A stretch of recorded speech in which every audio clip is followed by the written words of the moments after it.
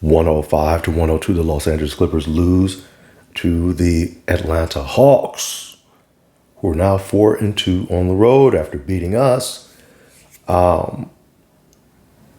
I did make a video about the previous Suns game. As a matter of fact, I'll just go over it real fast. We lost that game 114 to 103. We pulled the Suns up to 500. All you need is for the Los Angeles Clippers to be on the schedule and now to get you right. That's your get right period, right? You get right game. As you can see, some continuous problems here as we go through our 4 stats that we love the most. We shot 52% or 53% from the field to their 48, but we shot 30% from 3. Only 11 turnovers, which is one of the best performances, if not the best performance in that regard for the team this season.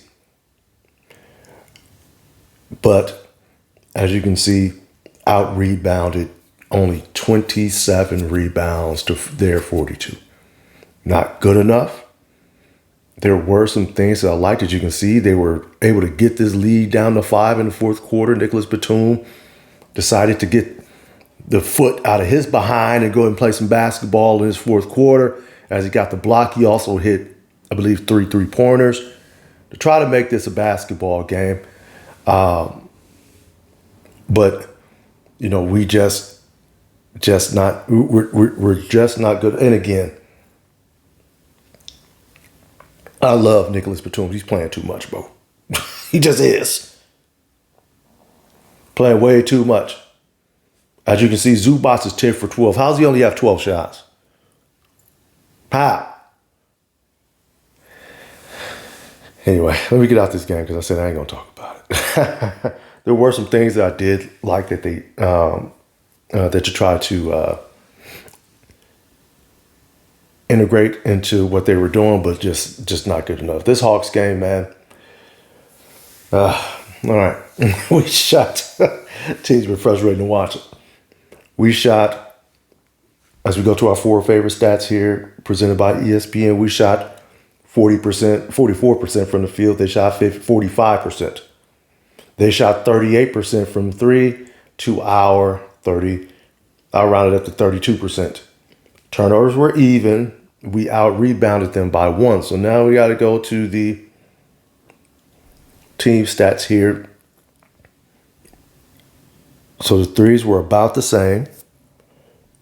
We only made 1 less 3 than them. We made 2 more free throws. So you know what the problem is going to be. You got fast break points 20 to 4. Again, fast break points 20 to 4. So you're stopping them, but off your misses, they're running you off the basketball court and getting easy shots. Had a 17-point lead in this game. Got off to a good start as well. You can see only held them to 19 points in the first quarter. 19 points, like you give up 19 points in the first quarter, you put yourself in a very, very good position to with a basketball game if you can keep your foot on their neck. And we didn't do that. They gave up, 52 points in the first half, had a small lead. If you could just continue some of that defensive performance, and this is where the coach comes in. We're going to get into the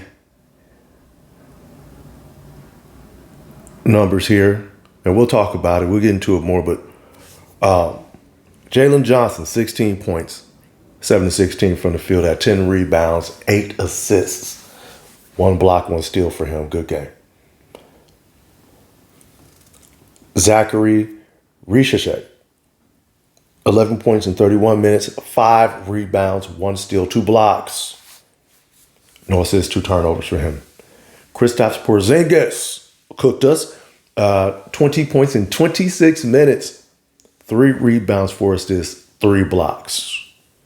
Cooked us. Boy stayed at the free throw line, seemingly. 9-9 from the free throw line. Made them all, too. Keaton Wallace, 5 points, 24 minutes, 4 rebounds, 1 assist. Dyson Daniels, 6 points in 39 minutes, had 3 rebounds, 8 assists, 3 steals, a block, 4 turnovers. Onyeka Okonkwo had 10 points, 26 minutes, 6 rebounds, 3 assists, 1 turnover for him. Luke Kennard had a couple decent minutes here, a couple little decent minute stretches. 20 minutes, he had 7 points, 4 rebounds, 2 assists, 1 steal for him, 1 turnover. This Krejci dude cooked us. 28 points in 30 minutes. He had his, previous season high or career high the game before us. Well, he decided, I'm going to give y'all 28. Get a career high on y'all, 28 points. He had like 7-8 threes or something like that. 3 rebounds, 2 assists, 1 block, 9 of 13 from the field, 8 of 10 from 3. Sometimes it's just not your night. And things like this happening, you can give this kid 10 solid looks a night. He's not going to make 80% of them. We lost. If he goes 6 of 10 from the 3, we win. We win this game. But I believe the problem is our rotation. So Bill is out. Kawhi is out. He finally starts John Collins. He has the worst game he's had all year. But he's playing with guys he don't typically play with. Not all the time. Most of his minutes when he comes off the bench, he's with the bench guys. He has played a couple minutes with Zubats and stuff and Harden of late, but that's not his norm. Now you've taken him out of his routine. Athletes are creatures of habit. Now, I'm not fully blaming that on him because you get the opportunity, you got to take advantage. Prove why everyone who watches the Clippers believes you should be in the starting lineup. He kind of didn't do that in this game. It was just one game. It was by far the worst game he's had all year. 31 minutes, 9 points, 7 rebounds, 1 steal, 1 block, 3 of 11 from the field. But look at this. 6 threes. 6 of them. He took 11 shots, 6 of them 3-pointers. That's not good enough. He needs to be a lob threat, backdoor cuts, get him moving. People love to talk about how old the team is. Guess what? This dude ain't old. He's 28 years old. Just turned 28. Get him moving. Derrick Jones, 11 points in 33 minutes, 2 rebounds, 2 assists, 2 steals. 3 of 8 from the field for him. Ivica Zubac, 13 points in 30 minutes, 12 rebounds, 2 blocks. He was 6 of 10 from the field. Not enough shots. Not enough. James Harden had 35 points in 39 minutes, so he played the most minutes on the team, which is a problem.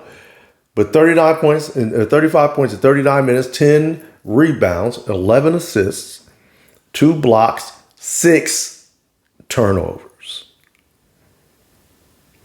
Nothing gets a fast break going like a bad 3 or a turnover, a live ball turnover. He gives up a lot of that. He was 12 of 23 from the field, 6 of 14 from 3. So on paper, the 6 turnovers are bad. They're actually horrible. But on paper, he had an eye game. Chris Dunn, 11 points, 36 minutes, 2 rebounds, 2 steals, and a block for him, no turnovers. 5 of 10 from the field. Nicholas Batum, another 20 minutes. Again, Nicholas Batum is playing too much. He just is, bro. Because he's not going to score. So what's going to end up happening? You might get some stops, but he's going to shoot a couple threes. He can't fully guard like he used to, especially if you're using him like this. You're going to burn him out. He shouldn't be playing on 20 minutes a night, maybe 10. And honestly, he should have some DNPs. Again, we're saving him for the playoffs, not right now. You got guys that you should be using. Brook Lopez, 9.17 minutes, had no rebounds for Brook Lopez, which is problematic. No rebounds for Brook Lopez, 2 assists, a block, but 3 turnovers. 2 of 5 from the field. So how I was saying in the previous, well, actually, it was the last video. He got some touches in the post. You got a guy who can score, bona fide, low post scorer, and you're not giving him low post touches, especially with the second unit. You running Nicholas Batum out there. Come on. 5 shots, only 4 of them were threes. Not good enough, man. Kobe Brown got 16 minutes, had 9 points, 2 rebounds for him, but had the worst plus minus. He and Cam Christie had the worst plus minus on the team. Again, like I've said, Cam Christie's going to be our starting shooting guard at some point.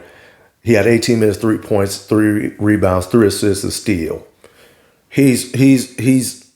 But he's a baby. So I'm not going to put him in a position where he's playing 20-ish minutes a night out of desperation, Tyronn Lue. You've had Bogdanovich and Chris Paul, who have been DNP coaches' decisions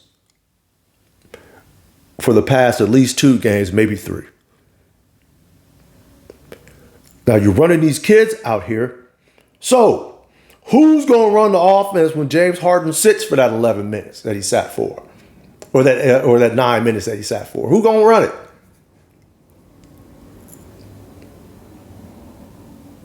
Again, you cannot rely on these kids, man. Not yet.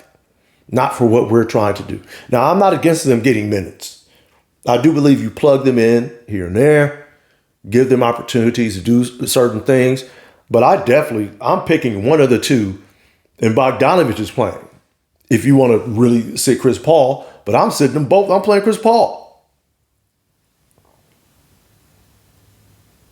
Send him down to the G League, let him get some run, and bring him on back up. Or, like I said, pick one out of the two to play. But I don't think they can both play extended minutes. I just don't see that. Not right now. So, anyway. So, as we can see, like I've gone over, the rotation is still jacked up, but at least he started John Collins. Now, we got the Nuggets tonight. So, it's very probable. Hey, we're 3-4 at home. We've had 7 home games. 3-4 at home. Got the Nuggets. Got the Nuggets coming up. Nuggets have a 68.4% chance of victory. Vegas has the Nuggets favored by 3.5. I don't know how it's not more. We suck right now. Of course, no Kawhi, no Bill. And they don't have any injuries. It's cold. I'm going to watch it because I'm going to talk about it. But this one can get ugly. But you know what? You never know. Maybe Tyronn Lue will actually pull the rabbit out the hat, play the right guys at the right times, run the right stuff at the right times, and we actually can pull out a win. You never know. Maybe Denver had a good night in Los Angeles last night, and they're going to come out flat. Who knows? But all things being equal, we're going to get ran off the basketball floor tonight. I'm going to make a video about why Tyronn Lue needs to go, because I did see this. Forget that. This isn't Tyronn Lue's fault. Literal breaking news. Bradley Beal has a hip fracture.